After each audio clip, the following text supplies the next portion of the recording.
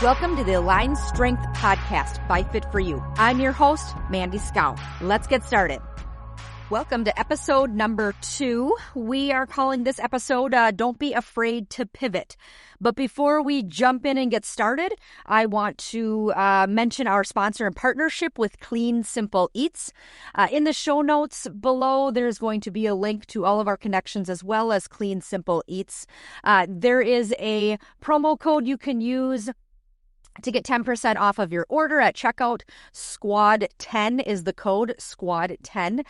We use Clean Simple Eats every day somehow in our house, whether it's with their greens, their protein mixes. My son uses it before he lifts. There's an energy drink that he uses for that. Lots of good stuff. We use this in our gym as well. So in the show notes, click the link. It'll lead you to Clean Simple Eats and all of our other social platforms. But the promo code is SQUAD10 if you want to take advantage of that. That would be fabulous. Okay, so our second episode, Don't Be Afraid to Pivot. So a couple weeks ago, I went to the local high school here and for career day and gave a speech on business, my business and how it got started, how I got started with it, my journey to it, and then running a business, building a business. But my point to all of those students and to all of you, because this can be at any point in your life, not to be afraid to pivot. One thing can lead you to the next. You just keep rolling with it until you find what you love. You may, my message to them was, you might think you want to go to school for something specific right now, and that's great. But if you get there, you're going with it. Don't be afraid to pivot using your skills and knowledge that you learned from where you were at, but pivot to where it makes you happy. So I'm going to go through my speech that I had given those high schoolers, and hopefully you guys can get something out of it too. So starting with my journey, when I was back in high school and thought about what I wanted to do, there was one thing that seemed to be in common, and that was to help people.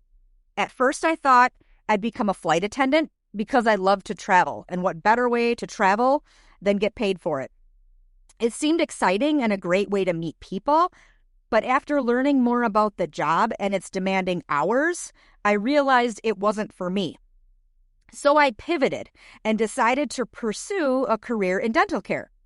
Dental care offered steady hours, mainly 4 days a week. I mean, who doesn't want to work full-time for 4 days a week? That sounded amazing to me, and it also offered good pay. So I applied for the dental hygiene program at Rochester Community and Technical College, where I was put on a waiting list for the hygiene program. I completed dental assisting while I was waiting to get into the hygiene program. Right after I completed that program, I was hired immediately into orthodontics and loved it and started my career. Being in orthodontics and how much I loved it, I never went back for the hygiene program. I worked in the dental field for 16 years, building relationships and skills that I didn't even realize would help me as a business owner. While working in dental, I discovered my passion for coaching fitness. I've been an athlete my whole life. I have always enjoyed sports, running, and fitness. So I decided to take some fitness courses and got certified as a group fitness instructor and a certified personal trainer. At first, it was just a hobby, a way for me to stay healthy and relieve stress. But as I learned more and I saw how I was helping others in their fitness journeys, that was very fulfilling to me. What started as a side hustle grew into something bigger. For 6 years, I worked both jobs, juggling full-time dental work during the day and building my fitness business in the evenings and weekends. Eventually, my fitness business grew to the point where I could take the leap and make it my full-time career. Even though I liked working in orthodontics, I loved the freedom that came with running my own business. Starting a business is not easy, especially while working another job and raising a family. It took hard work, long hours, and a lot of determination. But I learned some important lessons along the way. Lesson number 1, start small. You do not need to have everything figured out to begin. I started training with a very small group out of our garage. After 5 years of consistent growth, we were able to build the fitness facility that we are currently in right now, which is 6 times the size of where we started. And now, 7 years later, we went from 5 members to averaging 230 gym members. Lesson number 2, use your skills. My experience in dental taught me professionalism, customer service, and how to connect with people. Skills I use every day in my business. Lesson number 3, stay consistent. Whether it was showing up for clients or promoting my business, consistency helped me build trust and grow. Today, I am the proud owner of Fit For You in Trempealeau, Wisconsin, where we help people transform their lives through fitness in mind, body, and spirit. My business is built on 3 main pillars. 1, open gym access. We provide a welcoming space where members can work out on their own schedule using all the equipment that we have there. 2, group classes and personal training. We offer in-person group classes with one of our 8 instructors. We also have 2 personal trainers, myself as well as Cole, who is a recent graduate of Winona State. Between the 2 of us, we can accommodate personal training sessions at the gym tailored to each person's unique goals. And then online programs. For those who prefer to work out at home or live farther away, we offer virtual group challenges and personalized online training programs. These programs include fitness, nutrition, and life coaching to help people achieve a balanced and sustainable lifestyle. Side note, online is definitely the hardest part of building a fitness business, in my opinion anyways. With these 3 pillars in my business, it allows us to reach a wide variety of people to help them in their health journey. So, we have the business. Now, what does it take to run the business? So, running a business involves much more than delivering a great product or service. Beyond offering fitness programs, there are many other aspects that keep a business running smoothly. First, customer service. In any business, building relationships with clients is a top priority. Happy clients not only stay longer, but also recommend your business to others. Financial management. Each year, I figure out how much money I can reinvest into the business for improvements, which could be new equipment or building updates. I also need to budget for local sponsorships and fundraisers because giving back to the community is very important to me. So balancing these investments while keeping the business financially stable is key. Team management. If you have people who work for you, it's important to have a positive and motivating environment. Making it fun and being a good boss keeps your team members energized and delivering their best. Continuing education. Staying up to date with the latest fitness trends, business strategies, and technology helps me adapt and improve. I continue to take different fitness and marketing courses as well as work closely with a business coach. Learning will never stop. And then very importantly, marketing. I use social media, email campaigns, and local partnerships to spread the word about our service. Effective marketing is about understanding your audience and finding creative ways to reach them. Fit For You has a website. We are on Facebook, Instagram, TikTok, YouTube. Facebook and Instagram being the biggest, mainly because I like and use those two platforms the most. So here's a question I'm going to ask just to kind of get you guys thinking. It's a question about marketing. So with marketing, between all the social media and email marketing and local partnerships, which one would you think reaches the most people and is the most beneficial for a business? Do you think it would be social media? Do you think it would be emails or in-person local partnerships? Well, the answer may surprise you, but it's email marketing. Emails get 6 times the clicks than social media.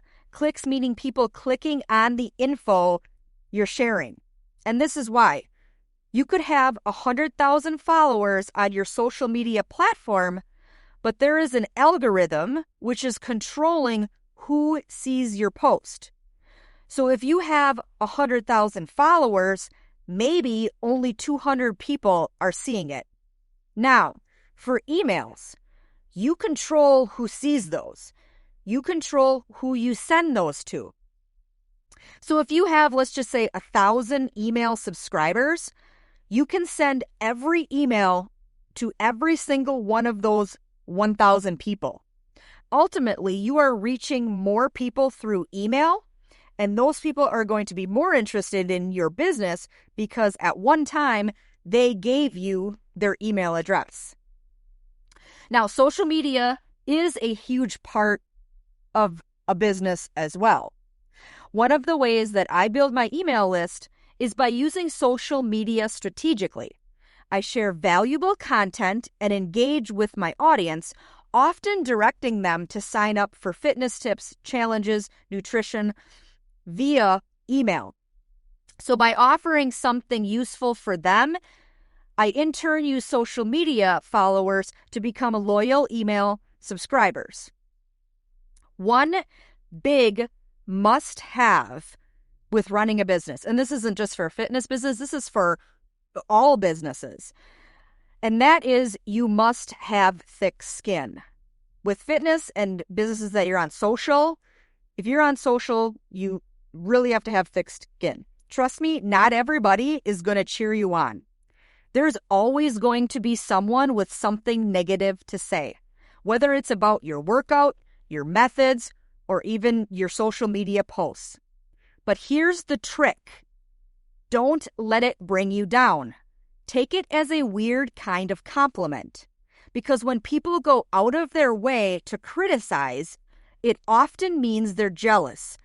And that's a powerful impact that you're making. Use that negativity as fuel. Prove them wrong by continuing to show up, help people, and grow. At the end of the day, those who criticize are sitting on the sidelines while you're out there making moves. Running a business is a lot of work, but it's also incredibly rewarding when you see the positive impact you're making on people's lives. Here's some pros and cons and what I've learned about the business so far. Pro, in the fitness business, you get paid to exercise. A con about owning a gym, you can have 2 treadmills break down in January, the busiest month of the year. Yes, that happened to us. A pro, you get to wear sweatpants and sweatshirts to work every day. A con, 24/7 responsibility, and this can be for any business owner. You're always on the clock. You're responding to client messages, fixing gym issues, managing your social media. It doesn't stop. But what I've learned, you will not be able to accommodate and help everyone, and that's okay. If somebody doesn't want to come to my gym or we're not the right fit for them, that's okay. I will refer them to the gym down the road because maybe that one is more their style. During workouts, clients may piss and moan and complain, and you just let it go in one ear and out the other. You push them because at the end of a workout, they will be thanking you. Here are fitness and life lessons for you. Fitness isn't just about working out. It's a way to grow mentally and emotionally. It has taught me some key lessons that apply to life. 1. Set goals. In fitness, you aim to lift heavier and run farther. In life, you set goals for personal and professional growth. 2. Be patient. Change takes time. Whether it's building strength or starting a business, trust the process. Learn from challenges. I've had setbacks. Not everything has gone as planned. Since day one, I have faced criticism, negative comments online and in person. There have been people who have wanted me to fail, who have doubted my ability to succeed, but instead of letting that hold me back, it lit a fire inside of me. It made me work harder, be stronger, and prove them wrong. All of this has taught me resilience and how to keep going. Some advice that I have for all of you. Looking back, here's what I would say to anyone, even in your adult life right now. It's never too late to pivot. So don't be afraid to pivot. It's okay to try different paths until you find what you truly love. Build on your experiences. Every job or skill you learn will help you in ways you might not expect. Be willing to work hard. Success doesn't happen overnight, but if you're consistent and passionate, it will pay off. And as you find success, don't let it change who you are. Too many times I've seen success turn people into being cocky and arrogant, and that can lead to failure. No one wants to hire or work with an arrogant person. Stay humble, stay true to who you are, and your success will be long-lasting. So today's takeaway for episode number 2 is don't be afraid to pivot. If you're passionate about something, whether it's fitness, art, woodworking, music, anything else, take small steps towards it. Even if it's just a hobby at first, you never know where it might lead. Thank you for tuning in to the Align Strength Podcast by Fit For You. If you've enjoyed today's episode, be sure to subscribe, leave a review, and share it with someone who could use a little inspiration. Remember, your strength starts from within, and alignment is the key to thriving in fitness and life. Until next time, stay strong, stay balanced, and keep showing up for you.